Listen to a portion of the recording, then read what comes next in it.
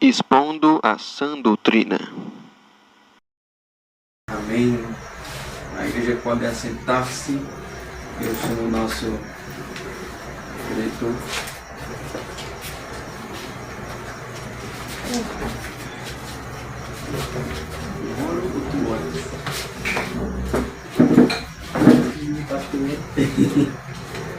Longe de mim, deixar de orar pelo Senhor. Então, irmãos, vamos orar mais uma vez pelo estudo ou pela pregação. Oremos. Obrigado, Pai, porque até aqui o Senhor nos ajudou e queremos pedir mais uma vez por Tua graça em nossa vida, porque sem a Tua graça nós não iríamos respirar esse ar. Sem a Tua graça, nossos corações iriam permanecer duros à Tua voz. Na verdade, nós nem estaríamos aqui se não fosse o Senhor derramando a Tua graça sobre nós. Se não fosse a Tua graça, não estaríamos aqui. E também, sem ela, nem o Teu nome podemos pronunciar, nem mesmo um verso da Bíblia. Queremos, Senhor, pedir mais uma vez que a Tua glória seja derramada aqui em nosso coração, para que o Senhor seja aquilo que nós acabamos de louvar. O Senhor que é o poderoso Deus, o Senhor que está sentado no alto e sublime trono, que merece toda a honra e toda a glória. Que nós, Senhor, por meio de Tua palavra, possamos contemplar no Teu santuário a Tua glória, a Tua beleza, a Tua majestade, sabendo que o Senhor é soberano e que se nós estamos aqui, a Tua obra não vai parar. Amém. Porque é o Senhor que opera em nós tanto o querer como o realizar. Peço que o Senhor fale por meio de nosso irmão Leandro, que irá ministrar a palavra. E também, ó Deus, acenda a chama em nossos corações. Em nome de Jesus. Amém. Amém.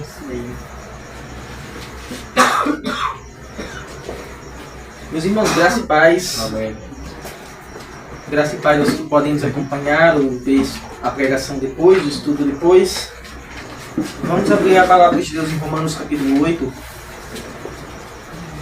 Romanos 8.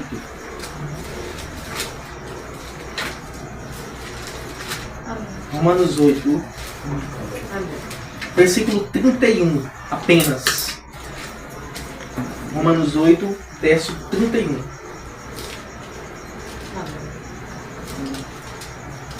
Enquanto todos, amém? Amém. Misericórdia. Se irmão Cauê encontrar, nós vamos ler juntos, bem forte, com a uma só voz, o versículo 31 do livro de Romanos, capítulo 8. Amém.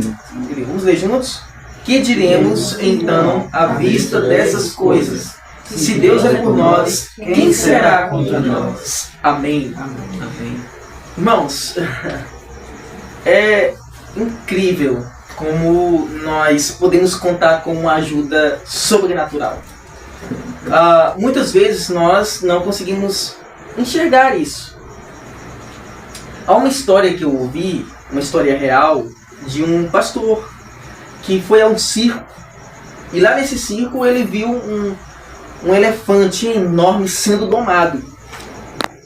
E ele ficou curioso, por que aquele elefante estava sendo domado daquela forma? Ele ficava quieto diante das ordens do seu carrasco ali, né? Então ele ficava quieto e obedecia todas as instruções que ele passava. E ele ficou curioso com aquilo. Quando chegou ao final do espetáculo, ele pediu uma palavra com o chefe, né? E ele perguntou qual era a razão daquilo. E ele disse assim, olha, esse elefante, ele tem poder para destruir esse circo inteiro se ele quiser. Mas ele não sabe disso. Desde pequeno ele foi domado aqui. A gente usou todos os métodos possíveis. Tanto com relação à alimentação, chicotes, né? Para que pudesse domar esse animal. Hoje ele obedece todas as nossas ordens. Ele não tem consciência do poder que ele tem. E o pregador ficou curioso com aquilo, porque a igreja é a mesma coisa. A igreja não tem noção do poder, não que ela tem especificamente, que são homens e mulheres pecadores, mas do poder que foi concedido a ela pelo Senhor. Né? Ele mesmo disse: estabelecerei a minha igreja, edificarei a minha igreja, e as portas do inferno não prevalecerão contra ela. O que é que nós enxergamos diante de um texto desse? Por que eu quis falar sobre isso hoje? Porque nós temos que entender que nós temos um Deus que é vivo e verdadeiro, e é a Ele que nós estamos servindo. Não podemos nos desanimar em face dos vários acontecimentos da vida. E não podemos agir como se fôssemos tolos, nécios, que não soubéssemos que essa vida tem dificuldades. Gênesis capítulo 1, o Senhor diz para Adão, em uma das consequências da queda, Gênesis capítulo 3, né? O Senhor diz para Adão: maldita a terra por tua causa. A terra herdou uma maldição por conta da queda do homem. Então essa vida de dor, de sofrimento espiritual, físico, emocional, psicológico, tudo que nós temos é em face da queda de Adão, né? Da queda do homem. Entendeu, Isaac? Logo, nós não podemos nos surpreender por passar por isso aqui. Uma outra coisa, a vida cristã não nos isenta disso. A vida cristã não nos isenta de sofrimentos e tribulação. Nós não podemos nos conformar a esse mundo, né? Ou nos conformar à filosofia desse mundo, que ensina uma vida hedonista e prazerosa aqui e agora. Até mesmo a teologia foi corrompida por isso já faz tempo, né? O apóstolo Pedro, em seus dias, disse que alguns fariam negócio com o nome de Cristo. Isso está acontecendo exatamente agora. Então, isso é profecia que está sendo cumprida, mas também a teologia está corrompida por isso. Ok? Então nós devemos ter consciência de que nós, como cristãos, andamos na contramão do mundo. Meu Deus, é tão simples. E é tão claro na Escritura essa ideia, né, essa verdade, de que o cristão ele anda na contramão do mundo. Leia Hebreus capítulo 11. Você pega a lista dos heróis da fé, a maioria deles ali, homens que o mundo não era digno. E ele vai citar alguns que caminharam ali, né, que andaram escondidos, errantes. Davi, puseram em fuga os exércitos inimigos. Davi pôs em fuga, andou escondido, se escondendo em caverna, em montanhas, em rochas, aí correndo até do próprio filho. Homens que foram cerrados ao meio. Está lá em Hebreus 11. Isaías foi cerrado ao meio por Manassés, né? E outros, né, que tiveram a mesma sorte. Então, irmãos, qual era a convicção que esses homens tinham a ponto deles entregarem a vida daquela forma? Qual era a convicção que outros homens, depois deles e antes mesmo, na história da igreja, tiveram a ponto de não ceder? Não estou dizendo que eles não tiveram um momento de dificuldade. Depressão não é nova, tá? Os termos são novos. Depressão é um estado de alma, um estado interessante. Como o pecado, ele afeta também o corpo, né? Muita coisa que a psicologia dá nome hoje é pecado, ou consequência do pecado. Pega síndrome de burnout, né? O que é isso? Excesso da fadiga, do cansaço, que causa uma doença. Irmãos, não descansar é pecado. Então, quando você não descansa, você está pecando e, consequentemente, você vai ficar doente por isso. Então, qual era a certeza que esses homens tinham? Eles passavam por dificuldades, eles passavam por provas, eles passavam por provações. Nós não passamos por 10% do que Paulo passou. Lutas por fora, combates, como é que ele diz? Angústia por dentro, né, Calma? Quando fui à Macedônia não tive descanso algum. Por fora combate, assim, por dentro tremores. Mas Deus que consola os abatidos me enviou Tito. E aí lá em Coríntios, né, na primeira carta, ele vai dar uma lista dos pecados dos sofrimentos, das lutas, das tentações que ele sofreu. Não só de ordem física, açoites, apedrejamento, naufrágios, mas também de ordem espiritual. Paulo vai citar ali falsos irmãos no meio deles, né? Vigílias, jejuns, frio, nudez. Então, quando nós olhamos para esses homens, semana passada eu voltei um costume antigo, né? Eu sempre gostei de assistir os filmes cristãos, né? Então, semana passada eu assisti um filme que eu tinha assistido há um bom tempo já, eu quero que vocês assistam. É o filme da vida, história de William Carey. Né? William Carey foi um missionário na Índia. E, irmãos, quando terminou o filme assim, eu disse, meu Deus, eu não sou cristão, não é possível o negócio. Então, como é que pode? A distância parece que é abismal daqueles homens para nós. Aí, ele é criticado, né, quando assiste esse... meu amor, se você estiver vendo. Quando eu assisto esse filme com a Alissa, né, a Alissa fica irritada porque ele vai viajar para a Índia e ele leva a esposa e a esposa não quer ir. E acabam que convencem ela vai forçado. E aí, lá na Índia, eles passam necessidade e ela fica doente, um dos filhos morre, depois ela mesma morre. E assim, aí todo mundo contabiliza isso nas costas dele, né? Por que você trouxe ela para a Índia? Por que você fez isso? E depois eu fiquei refletindo sobre aquilo e disse, meu Deus, o que esse homem poderia fazer? O que eu faria se estivesse no lugar dele?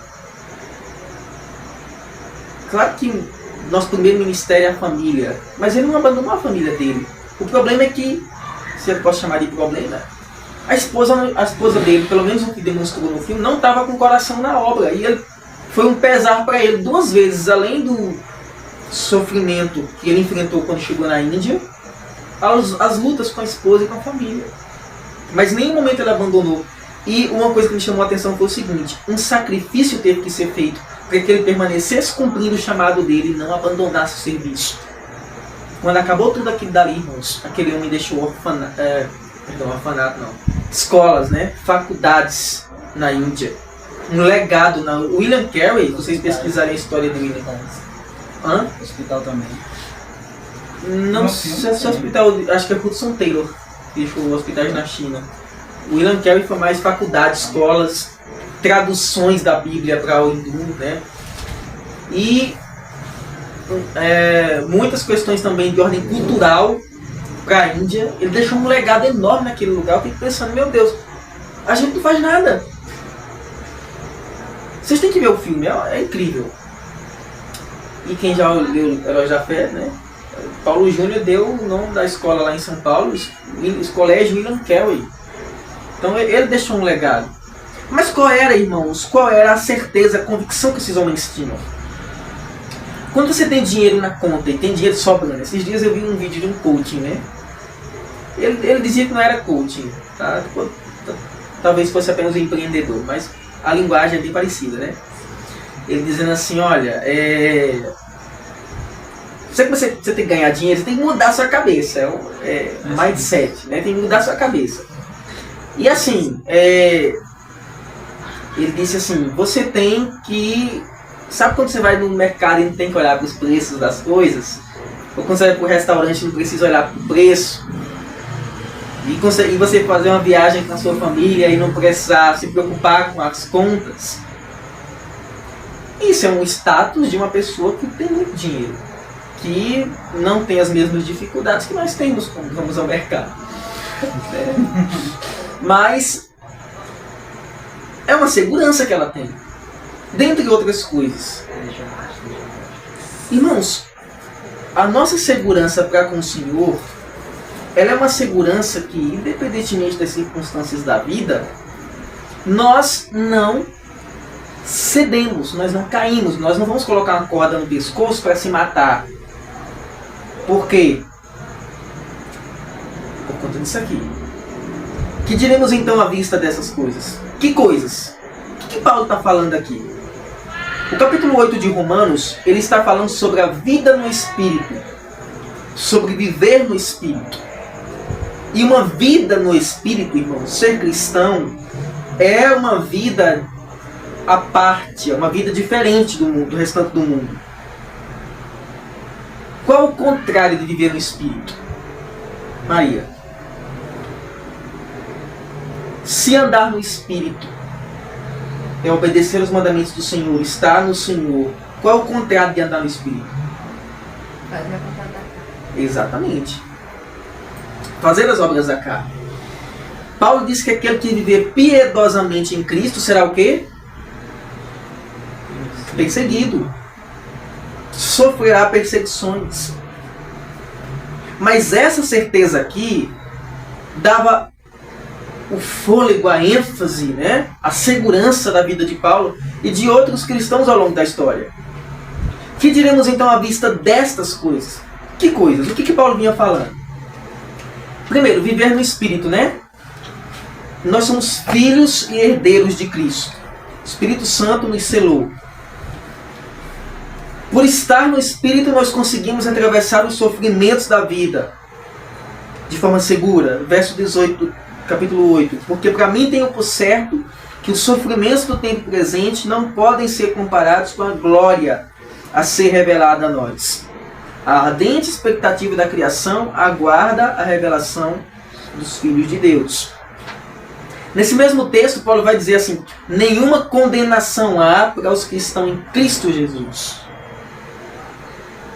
Dentre outras afirmações impactantes, né, que a gente tem no livro de Romanos, e a gente bem quando se encontra com os textos, né?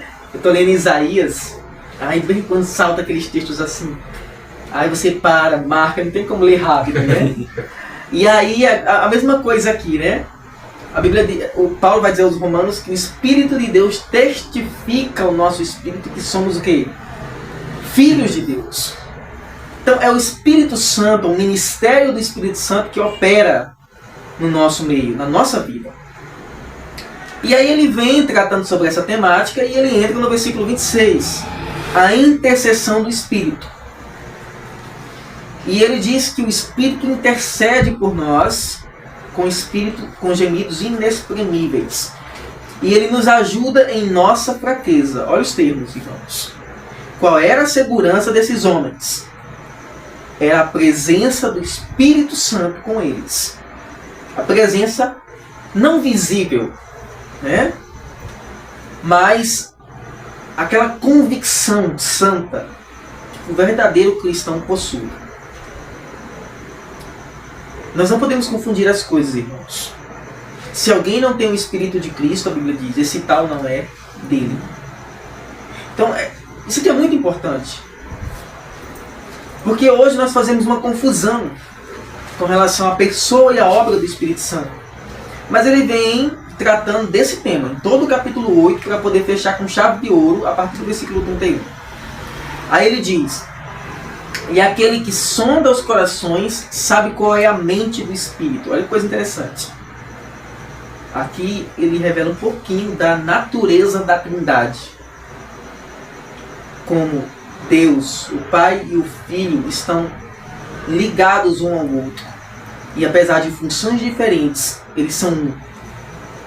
E eles trabalham juntos para a salvação do homem.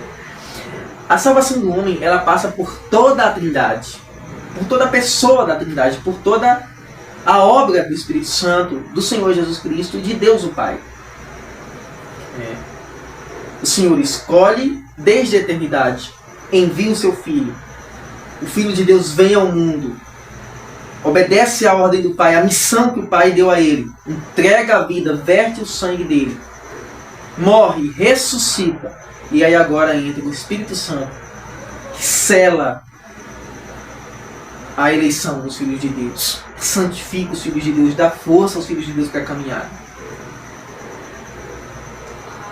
Você tem o Espírito Santo? Será que nós temos evidências de que temos o Espírito Santo?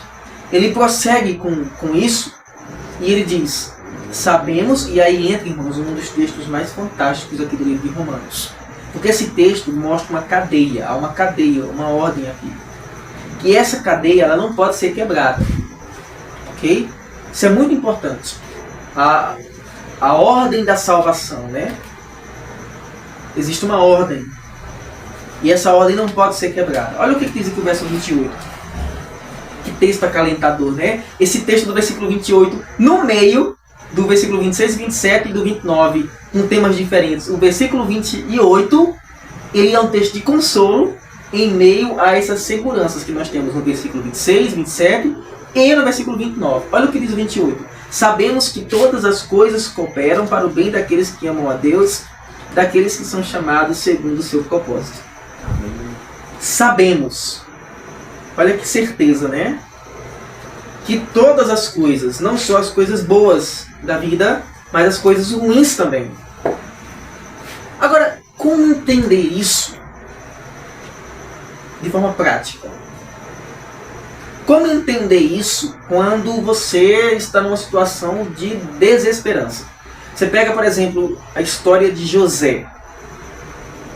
Como José poderia, alguém poderia chegar para José quando José está lá dentro do poço e depois é arrastado, né, de forma grosseira, rude, violenta e vendido de forma humilhante pelos seus irmãos? Quem poderia chegar para José e dizer: José, isso aí está cooperando para o teu bem? Quem poderia chegar para Jó e dizer: Jó, te aquieta porque tu não sabe de nada, homem. Deus está trabalhando para o teu bem? Quem poderia fazer? Nem os amigos dele que quiseram consolar ele sabiam dessa realidade. Pelo contrário, eles pensavam que o problema de Jó era por conta do pecado de Jó, não para o bem de Jó. Jó tendo perdido 10 filhos, todos os seus bens, sua saúde, e não vou dizer que perdeu, né? Mas o texto não afirma isso. Mas ainda por cima com uma esposa terrível, né? Quem poderia chegar para Jó e dizer: Jó, isso está cooperando para o teu bem? Olha lá na frente. Quem poderia chegar para Ana e dizer que a esterilidade dela era da vontade de Deus? Que aquilo ia cooperar para o bem? Quem poderia chegar para Abraão na sua velhice, né, e dizer que ele não teve filho ainda por vontade de Deus, que era para o bem dele? No tempo certo aquilo ia acontecer. Quem poderia chegar para Elias? Olha, Elias, né? Pediu a morte diante da perseguição de Jezabel e dizer a Elias: isso é para o teu bem. Então essa é uma verdade, irmãos, que é duríssima de compreender. Uma coisa é quando nós estudamos esse texto, quando nós analisamos esses textos de forma didática, no estudo bíblico. Outra coisa é quando nós temos que sentir esses textos na prática. E eu acredito, e aí entra tudo o que acontece, tudo, presente, passado, futuro, tudo. Não estou aqui justificando as ações pecaminosas da gente, né? Que a gente tem que melhorar, os ídolos do coração. Mas estou dizendo que absolutamente tudo, e até isso, coopera para o seu bem. Se você for filho de Deus, Deus vai repreendê-lo com a vara, se for necessário. Mas aí, irmãos, isso é para fortalecer a envergadura da nossa alma.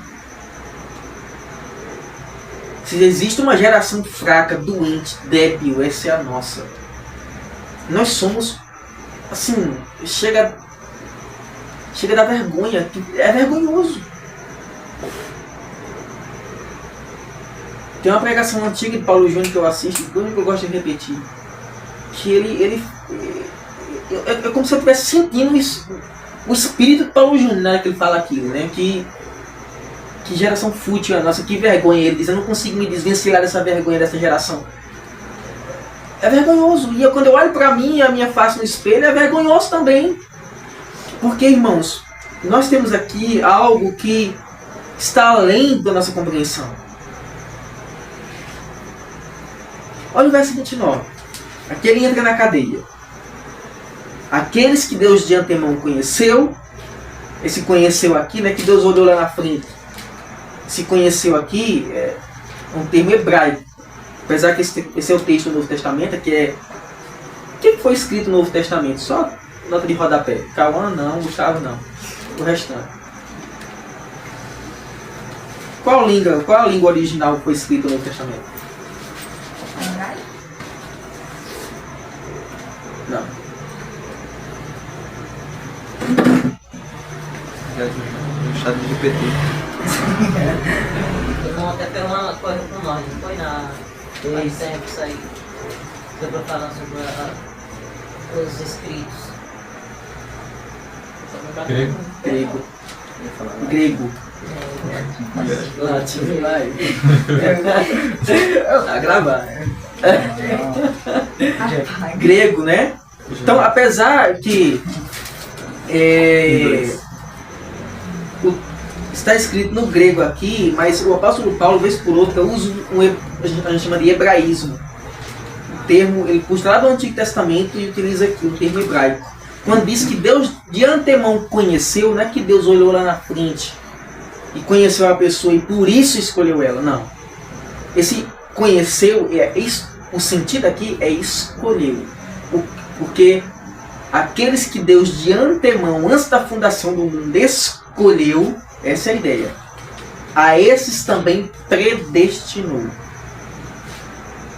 Para serem conformes, propósito, à imagem do seu Filho, a fim de que ele seja primogênito dentre muitos irmãos. Olha o 30. E aos que predestinou, olha a cadeia. A esses também chamou.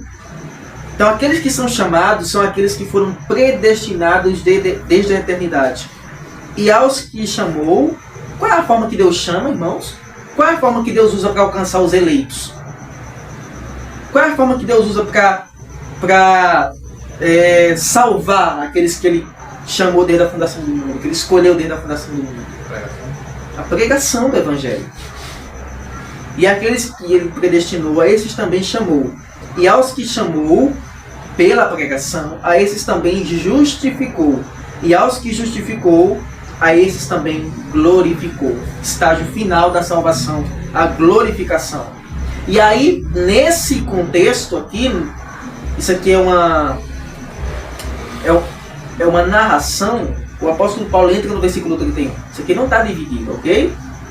Isso aqui, imagine o texto sendo lido de forma direta. O apóstolo Paulo entra no versículo 31. Então, o que diremos então à vista destas coisas? De que coisas que ele está falando? O que a gente acabou de ler. A eleição de Deus, o auxílio do Espírito Santo, a força e o poder do Espírito Santo, a intercessão do Espírito Santo, a soberania de Deus na sua escolha. Diante de todas essas coisas, aí Paulo pergunta: se Deus é por nós, quem será contra nós? Faz mais sentido agora? O que vamos temer, irmãos? É por isso que Eliseu não tinha o que temer. Ele disse: meu Deus, abre os olhos desse menino para que ele enxergue, para que ele veja. Por isso que ele não temia, por isso que os servos do Senhor não temiam. Há uma história da igreja muito interessante, né? Que dois cristãos, um cego e outro manco, foram morrer, foram ser martirizados, né? E aí o cego, né, percebeu que o manco estava um pouco preocupado, triste, que ia morrer ali, né, com medo. E ele se animou e ele disse: meu irmão, se levante, levante não, né? Se erga! Tá gravado. Ergue, né? Daqui a alguns minutos não vou ser mais cego, nem você vai ser mais manco. Então, não há o que temer. Uma das histórias que eu li quando eu li o livro Torturados por Sua Fé, de Halal Popov, e também o Torturados por Amor a Cristo, são dois, é de uma família que ia ser morta pelo comunismo, e o marido pensou em abandonar a fé. Ele começou a ver o filho apanhando, né? Ele só quer matar o filho dele na frente dele. E o menino disse assim: pai, não faça isso. Eu prefiro morrer com um pai herói do que com um covarde. E o menino morreu, eles mataram na frente dele ali. Se acontecesse com você, como diz Spurgeon, né? Se Deus colocasse a sua resposta, né? A sua decisão, que esse seu querido morra ou Deus será desonrado? Você venceria a tentação e diria assim: Pai, seja feita a tua vontade? Então, olha que segurança que eles tinham. Não era por acaso. Mas isso, irmãos, é um aspecto terrível da fragilidade humana.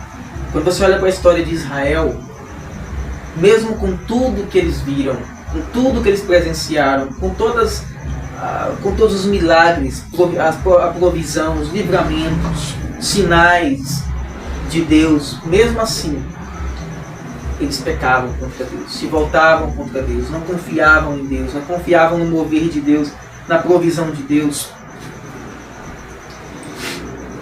Que diremos então à vista dessas coisas? E aí o apóstolo Paulo, ele vai terminar o capítulo 8, irmãos, com uma série de perguntas retóricas, né? E depois com afirmações impactantes. São perguntas retóricas, veja. Que diremos então à vista dessas coisas? Se Deus é por nós, quem será contra nós? Olha o 32. Aquele que não poupou o seu próprio filho, mas por todos nós o entregou, será que não nos dará graciosamente com ele todas as coisas? Pare aqui.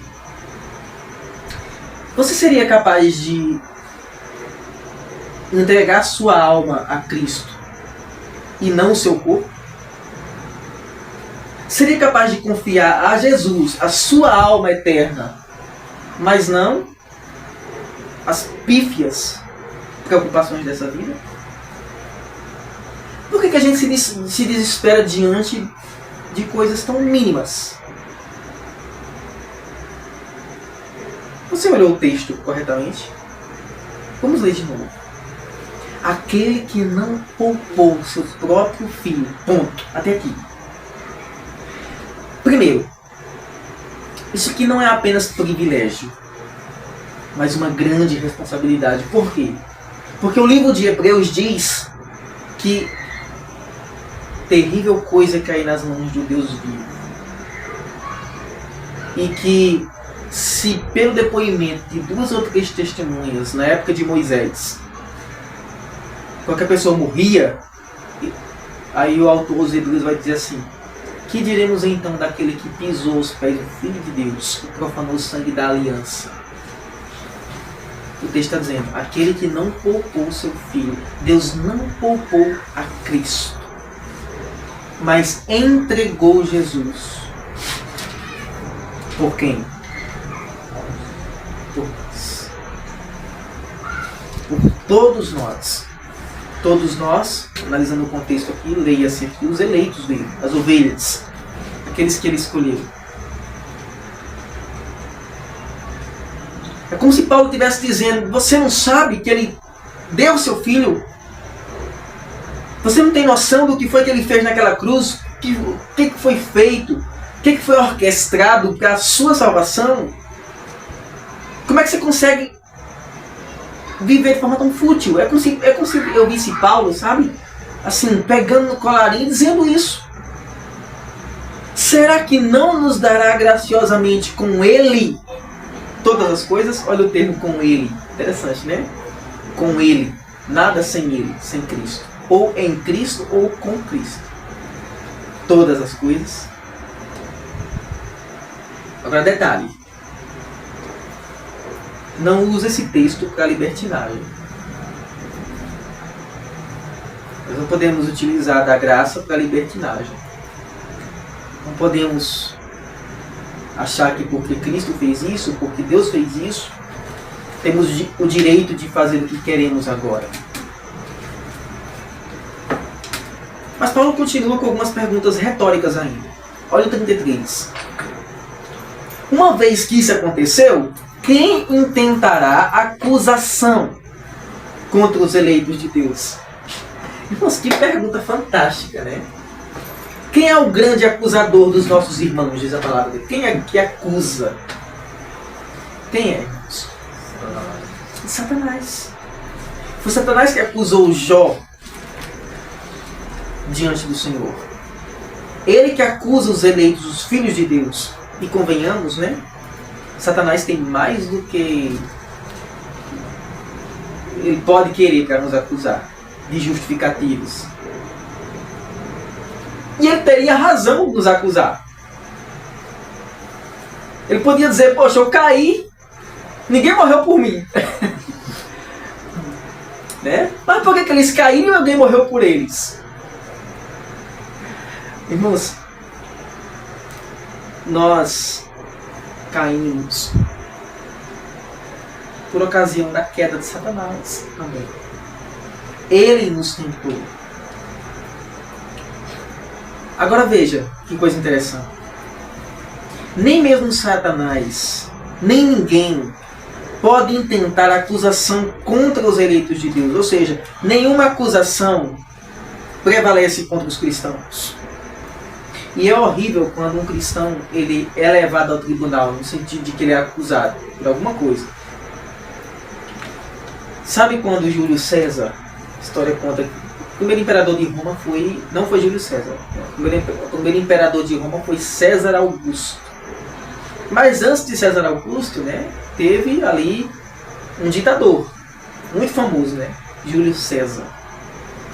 E Júlio César morreu assassinado, uma conspiração. E dentre aqueles que estavam conspirando ali contra Júlio César, estava o melhor amigo de Júlio César, apunhalando ele. E vem aquela frase famosa, né? Até tu, Brutus. Porque não era de se esperar que o amigo, né, entre aspas, fosse matá-lo. Se um anjo do Senhor colocasse a mão nas nossas costas no momento que a gente estivesse pecando, bastava essa palavra, até tu, cristão, para nos desmanchar por inteiro. Né? Porque não é de se esperar que dos herdeiros do céu venham os escândalos, as traições, as intrigas, todas essas coisas que acontecem.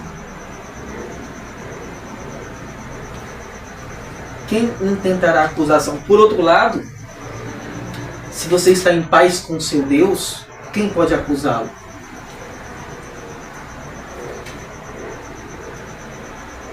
E ele finaliza. Alguém poderia perguntar para Paulo, mas por que ninguém pode acusar os cristãos? Por que os cristãos são o último bolacha do pacote? Ninguém pode tecer acusação contra eles. Olha a resposta de Paulo. Ele pergunta, ele mesmo responde. É Deus quem os justifica. Porque é Deus quem os justifica. Eles são declarados justos não por algo bom que tenha neles, porque Deus é quem justifica os cristãos. Se o próprio Deus é aquele que torna eles justos pelo seu sacrifício, quem vai acusá-los? Ai, meu Deus do céu. A carta de João, né? Filhinhos. Olha o modo como João fala, né? Não peque. Mas, se alguém pecar, né? Calma. Eu imagino João batendo assim nas costas, né? Calma. Temos um advogado junto ao Pai. Jesus Cristo, o justo. E o justo ali não é um sobrenome do Senhor. O justo ali é um título do Senhor. Ele é justo. Como se fosse, numa das coroas de Jesus, tivesse uma pedrinha, né? A justiça de Deus. A justiça de Deus é Cristo. Então, se Cristo morreu por nós, se é Ele quem nos justifica por meio do sacrifício de Cristo, quem acusa? Que tipo de acusação pode prevalecer? Porque no dia do juízo, nós estaremos diante do Senhor. E quando Satanás começar com seus ardis, né? Jesus vai dizer não. Eles não. Não vai me perdoar, mas agora compadecido passou aqui rua. Né? Embora que ali não tenha nenhum cristão, né? É. Mas eles não. Porque eles foram lavados e remidos pelo meu sangue. Amém? Amém. Mas aí, Paulo continua. Olha que coisa interessante. Ele faz uma série de perguntas retóricas e ele cria uma espécie de interlocutor imaginário. Ele mesmo responde. O 34. Primeiro, quem os acusa, né? Agora, quem os condena? Quem os condenará? É Cristo Jesus quem morreu, ou melhor, quem ressuscitou, o qual está à direita de Deus e também intercede por nós. Olha como Paulo é cristológico, né? Olha como Paulo é cristocêntrico. Tudo é Cristo. Primeiro ele pergunta, quem acusará os eleitos de Deus? Ninguém, por quê? Porque Deus justificou os eleitos. Como que Deus justificou os eleitos? Como que Deus, Maria, justificou os eleitos? Veja, essa é uma pergunta que, meu Deus, é a pergunta que vocês têm que saber. Como é que foi que Deus justificou os eleitos? Isso. Por meio do sacrifício de Cristo na cruz. E aí, com relação à condenação, ele pergunta do mesmo modo. Quem os condenará? Resposta, está em Cristo. É Cristo Jesus quem morreu. A resposta da primeira pergunta está aqui. Pela morte de Cristo e pela ressurreição de Cristo, Ele está à direita de Deus e também intercede por nós. Logo, ninguém pode condenar os cristãos. Quem os condenará? Irmãos, isso é por isso que Paulo falou, né? Verdadeiramente grande é o mistério da piedade. Quando Paulo falou essa questão de grande é o mistério da piedade, o mistério ali, o contexto, né? É a obra de Cristo, da cruz. Que Cristo, né? Que Deus enviou seu Filho, nascido de mulher, e começa. Aquele que foi... Ai, meu Deus, esqueci o texto agora. Aquele que foi crucificado na carne e ressuscitado. Eu esqueci agora o texto. Não sei. Mas ele fala da obra de Cristo na cruz. E é um mistério. Nós fomos salvos de quem? De quem que nós fomos salvos? Alguns dizem que a gente foi... Quem estava nos perseguindo era Satanás. E a gente foi salvo de Satanás. Deus fez todo aquele... Enviou Jesus, tudo aquilo, para nos livrar das garras de Satanás. Não. Eu ia levantar dedinho para dizer, não, irmão. Alguém arrisca dizer? Deus. Também não. Da ira de Deus. Eu ia falar do caso. Eu falei de pecado. Tá, estaria certo também. Nós fomos salvos de Deus, nós fomos salvos por Deus, nós fomos salvos para Deus. É incrível que o que Jesus sofreu naquela cruz, em nosso lugar, foi justamente a ira santa de Deus sobre ele. Satanás é apenas um coadjuvante nessa história. Né? É um figurante. A praça é nossa. Satanás, na verdade, ele é um ser instrumento de Deus, né? Para, como se diz, para nos testar nessa terra a capacidade que somos nós. Para nos tentar nessa terra.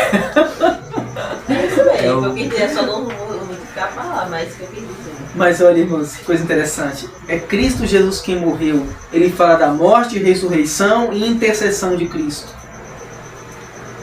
Mas aí, uma vez que ninguém pode nos acusar, irmãos, depois que a gente aprende isso aqui, que a gente entende isso aqui, não há mais o que temer. O cristão não tem nada além dos seus próprios pecados, caso ele esteja pecando, para temer. Porque se ele está pecando, Isaías 59 diz que o pecado faz uma separação entre ele e o seu Deus.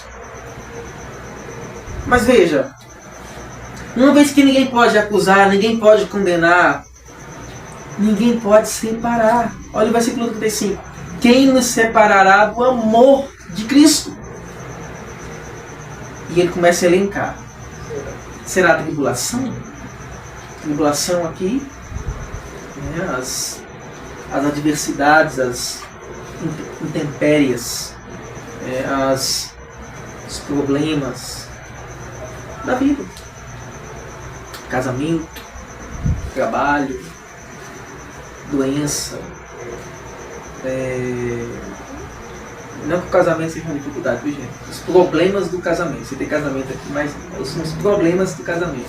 Surgem no casamento, porque a vida a dois não é fácil. Mas a doença, né? Problemas financeiros, físicos, espirituais, as tribulações. Será a tribulação? Será que a tribulação pode nos separar do amor de Cristo? A resposta absoluta é não. E a angústia? Aquele estado de espírito que você, como disse Paulo aos Coríntios, né? A gente sentiu vontade de tirar a própria vida. Paulo disse isso, perdeu as esperanças da própria vida. Paulo disse isso. O que significava isso? Angústia profunda. Isso pode nos separar do amor de Cristo? Resposta absoluta? Não. E a perseguição? Perder posses, ser separado da família, filhos, casa, bens, por amor a Cristo, por causa do Evangelho. Isso pode nos separar do amor de Cristo? Já disse que não. Não. Ou a fome, ou a nudez, ou o perigo, ou a espada. Quem nota de rodapé, quem está falando isso aqui morreu decapitado, né? A espada, nesse caso, ao invés de separar do amor de Cristo, vai mandar de volta para ele. Eu lembro de um outro caso na história da igreja, né? Que eu li há algum tempo, de um servo do Senhor que foi preso. E aí ameaçaram ele, né? Olha, se você não negar a sua fé, a gente vai prender você. Eu disse, não, onde vocês me colocarem, a terra é de Deus. O Senhor pertence à terra e à sua plenitude. O mundo e os que nele habitam. Então onde você me colocar geograficamente, eu vou estar na terra que é de Deus. Então a gente vai prender seus filhos, sua família, sua esposa. Eu disse, não, eles não pertencem a mim. Eles pertencem a Deus. Deus salvou a vida deles, eles são dele, eles não são meus. Só identificado da igreja também. O guarda disse, bom, então a gente vai tomar suas posses também. Tudo que você tiver de terreno, propriedade. Eu disse, bom, e isso eu já consagrei para o Senhor. Ele vai matar você, pronto, acabou a história. Eu sou melhor. Faça esse favor para mim. Vocês vão estar mandando para ele. Então, irmãos, nada dessas coisas pode nos separar. Tá vendo? Mas vou estar modificado aqui. Tá modificado. Tá rindo. Leia o versículo 36, irmãos. Olha que texto lindo. Todos juntos, versículo 26. Como está escrito, por amor de ti somos entregues à morte continuamente. Fomos considerados como ovelhas para o matadouro. Então os cristãos podem temer? Os cristãos podem ceder? Quem faz isso?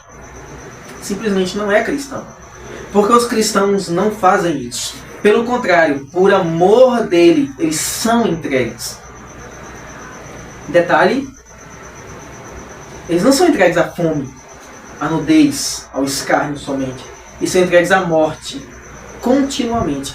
Agora, irmãos, sabe por que isso não perturba o cristão verdadeiro? Sabe por que esses sofrimentos e até mesmo a morte não perturba o cristão? Porque como é que você vai matar alguém que já está morto? Como assim, irmãos? O cristão verdadeiro já morreu para esse mundo.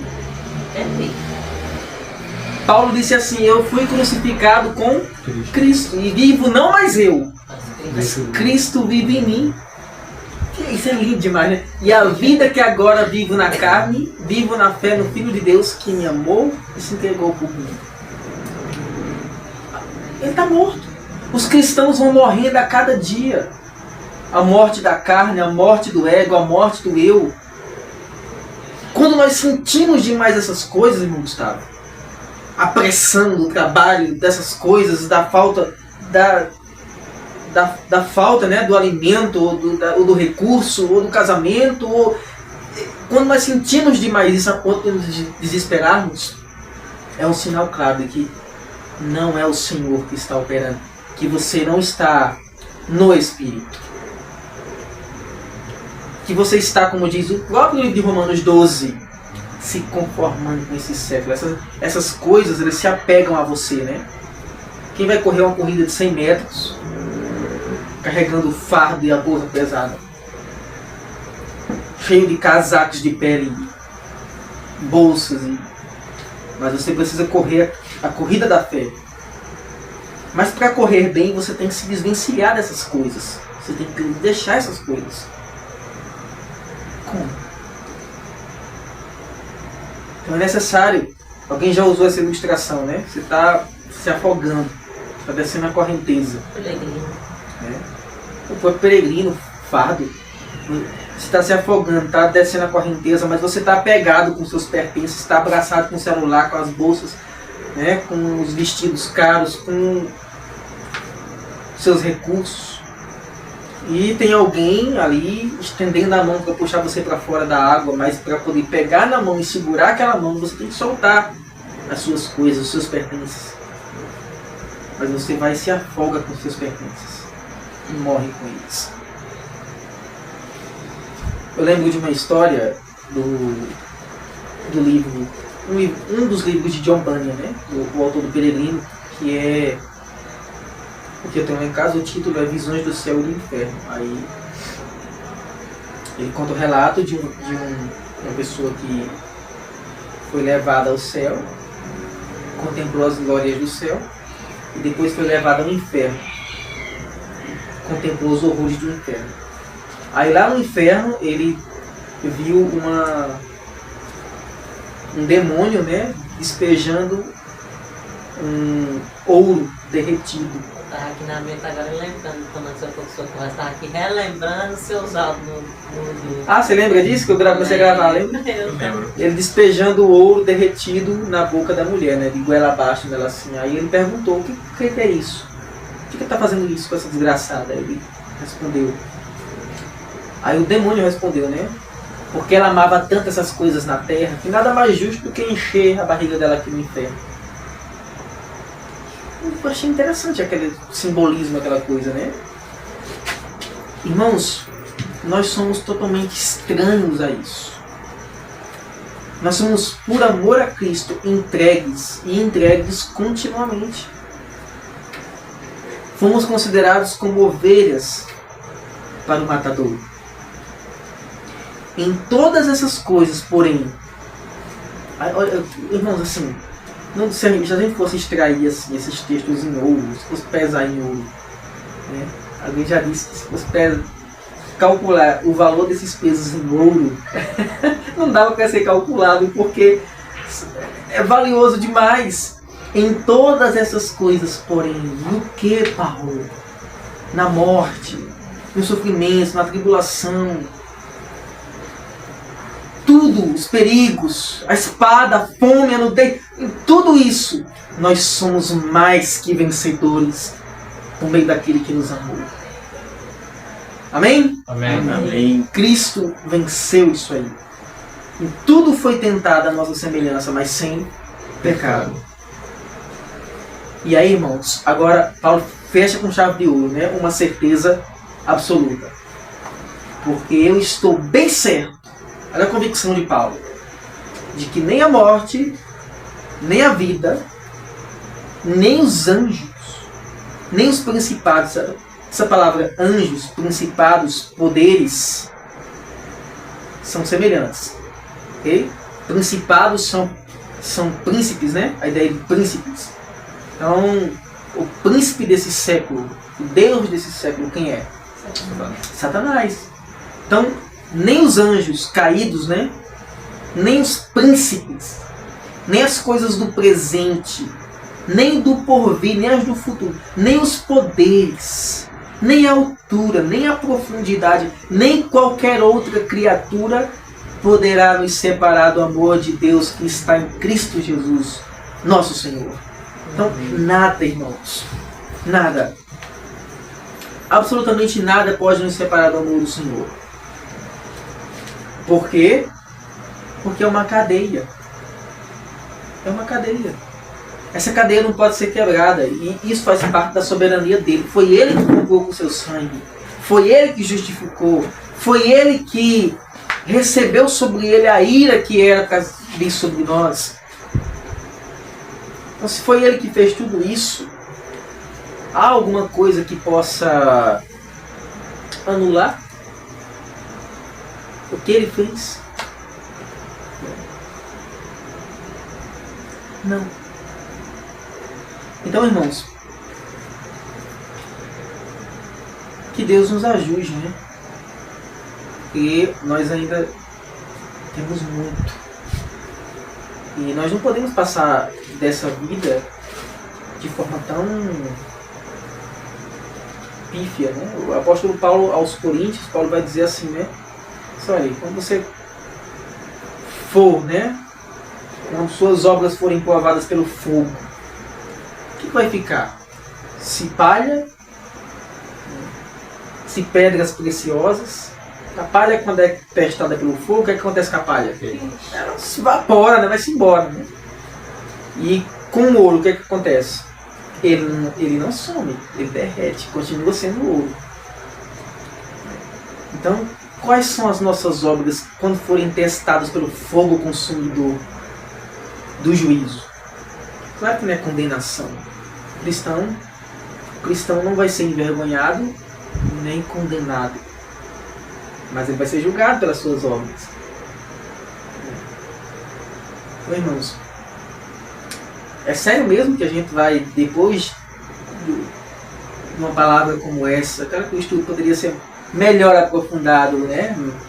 Mas depois de textos como esse, de uma palavra como essa, é sério mesmo que a gente vai permanecer na mesma condição? Não vamos passar dessa noite com a forte convicção de, a partir de amanhã, mudar as coisas? Será que vamos aparecer diante de Deus naquele dia de mãos vazias? Mas acima de tudo, ainda que eu sei que alguns vão chegar diante de Deus naquele dia, irmãos, sabe aquele... Vai ser salvo, porque a salvação não é pelas obras de ninguém, né? Mas vai ser salvo daquela forma. Sabe aquela pessoa que naufraga? Ela quer ir para a terra dela, quer ir embora para a sua terra natal. Aí ela vai de navio, o navio naufraga, né, com ela. Aí ela chega nas últimas, né? As ondas levam ela, a maré leva ela. Ela acorda na beira da praia. E aí a cidade dela tá lá em cima, e ela vai se arrastando para chegar na cidade lá em cima. E ela chega na cidade, mas chega nas últimas.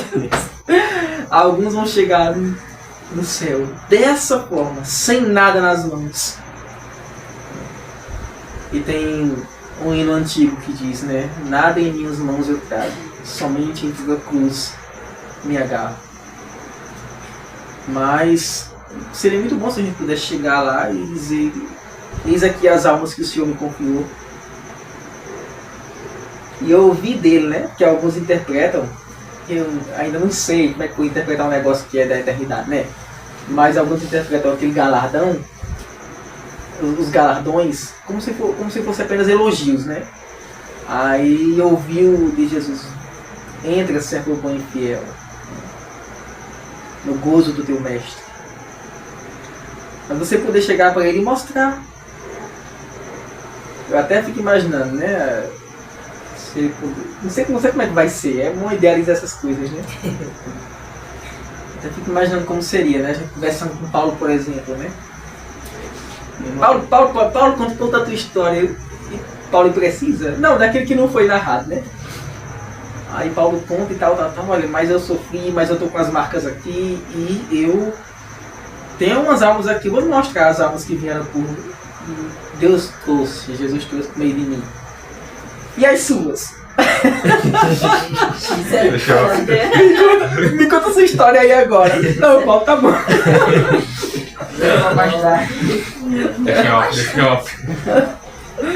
Irmãos, e na pregação, o trono do julgamento, precisamos a pregação, o trono do julgamento de Leonardo Ravenhill, ele diz isso.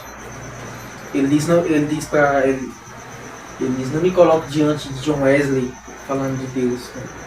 Não me coloque diante de John Wesley, Charles Finney e todos os santos do passado.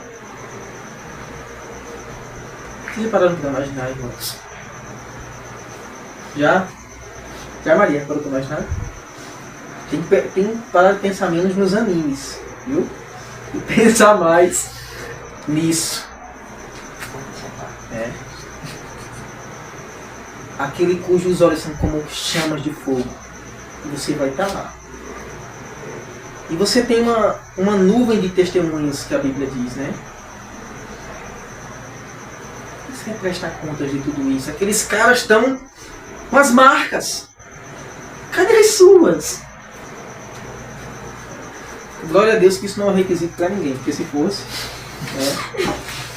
o requisito é a fé no sangue de Cristo. Amém? Amém.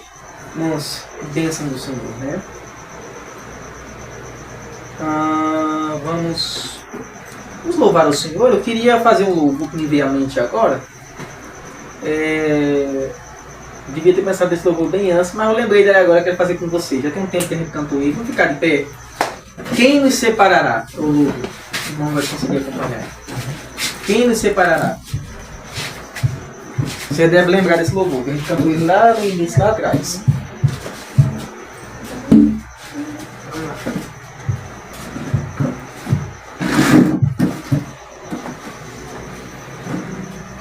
Quem nos separará? Acho que você colocar no Google aí tem, viu? Coloca quem nos separará a letra. Quem nos separará do amor de Cristo?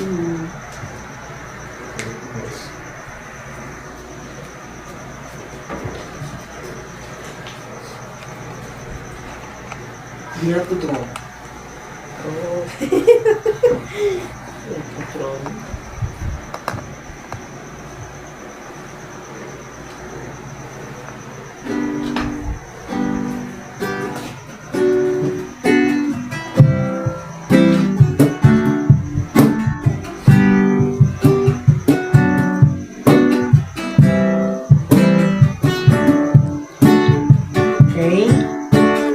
Quem nos separará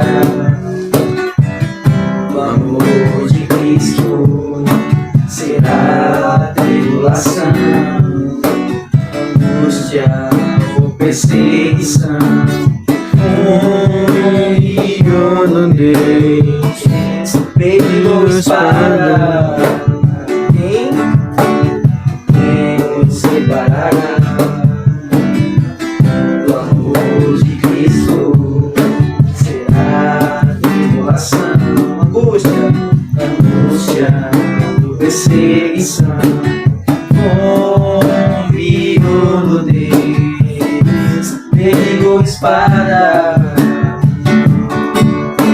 Porque estou bem certo de que nem morte, nem vida, nem anjos, nem principados, nem coisas no presente, nem no porvir, nem poderes, nem alturas, nem profundidade, nem qualquer outra criatura poderá nos separar do amor de Deus. Está em Jesus Cristo, nosso Senhor. Está em Jesus Cristo. Nada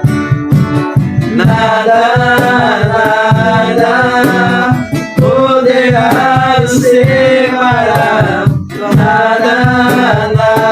Nada poderá nos separar do amor de Deus.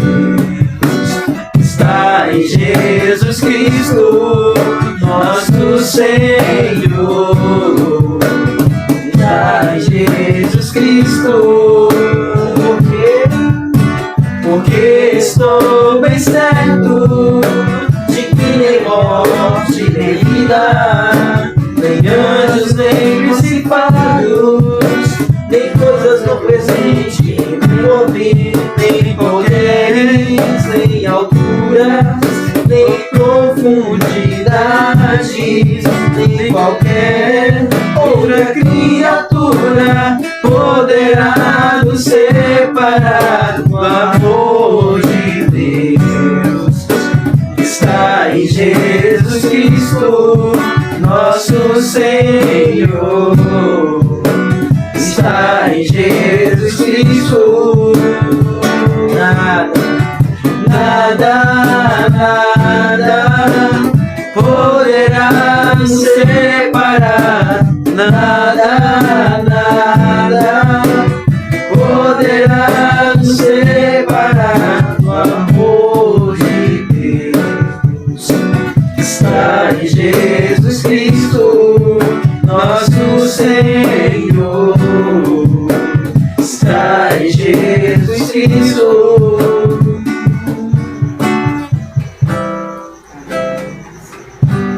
Amém. Tá com saudade desse louvor, tem um tempo que a gente nem cantava ele. Nada. Voltando às lembranças. Quem vai sair daqui com a convicção que nada pode separar você do amor de Cristo hoje? Amém? Amém. Pois vamos aplicar isso, irmãos. Para que a gente volte para casa consciente disso. Se há algum pecado de estimação aqui de alguém, meu, de vocês, que a gente esteja... Vocês sabem, né? Eu não sei. Deus e vocês sabem. O que é? O que é o calcanhar de Aquiles de vocês? Saiba que esse pecado não pode separar você do amor de Cristo. Lute contra ele. Enfrente ele. Aliás. Deixa eu mudar um pouquinho as coisas aqui, né? Fuja dele. É melhor, né? A Bíblia diz: enfrente o diabo e ele fugirá, mas o pecado fuja, né? Ninguém geralmente se dá bem, né? Tentando enfrentar o pecado cara a cara. Né? Mas que Deus nos aplique a palavra dele no nosso coração. Hoje é 39 ou 29. 29. 29. Calma, Jack. Hoje é 29, irmãos. 29 de agosto de 2025. Olha como o tempo passa, né? E temos que avançar. Ok? Vamos orar. Vamos nos apresentar ao Senhor. Rogando pela misericórdia dele, pela bênção. Vamos orar. Pai Santo, Pai Bendito, graças te damos, Senhor. Antes de mais nada, eu quero pedir perdão mais uma vez pelos nossos pecados. Ó Deus, eu quero apresentar minha vida ao Senhor, a vida dos meus irmãos. Eu sei que o Senhor está aqui, sei que o Senhor está nos ouvindo. E quero pedir, Senhor, que o Senhor tenha misericórdia. Ainda que os nossos pecados sejam vermelhos como o escarlate, o Senhor os tornará brancos como a lã, alvos como a neve. Oh Deus, nos ajuda, Senhor. Nós rogamos, invocamos o Teu santo e glorioso nome, Teu poder, Tua graça, Tua presença, Tua Shekinah no nosso meio, para que nós possamos vencer o pecado. Ó Deus, nos ajuda para que não sejamos cristãos superficiais. Oh Deus, para que não sejamos comparados ao mundo, para que nós, como filhos e herdeiros da luz, não andemos nas trevas como imundos. Seja conosco, Senhor. Abençoa o Teu povo aqui presente, o irmão Gustavo, ó Deus, que se dispõe, ele entende, ó Deus, primeiramente a alegria de estar na Tua presença, ouvir a Tua palavra. Segundo, o prazer de estar na comunhão dos santos. Terceiro, o privilégio que é servir a Cristo, em que ele poderia fazer ainda muito mais do que simplesmente pegar o transporte e vir. Eu sei que ele sabe que isso, ó Deus, é o mínimo que ele pode fazer. Nós também, Senhor. Abençoa o irmão Gustavo, sua casa, sua família, o irmão Cauã também. Aqui, ó Deus, Francilene, Maria Guadalupe, Isaac, Moisés, Leonardo, que não está aqui conosco agora. Nos ajuda a entender a Tua verdade, Senhor. A discernir Tua verdade.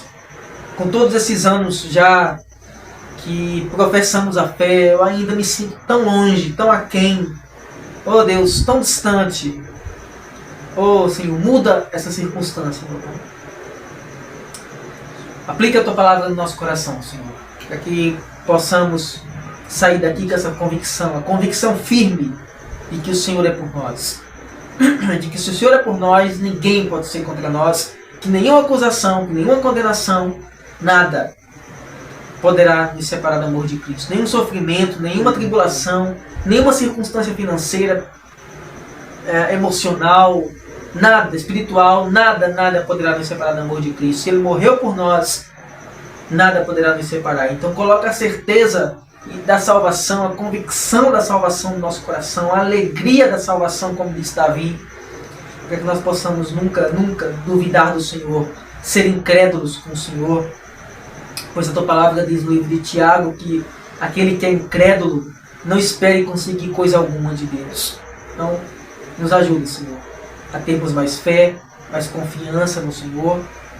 Seja conosco, meu Pai. Essa é a minha oração. Leva-nos em paz para casa.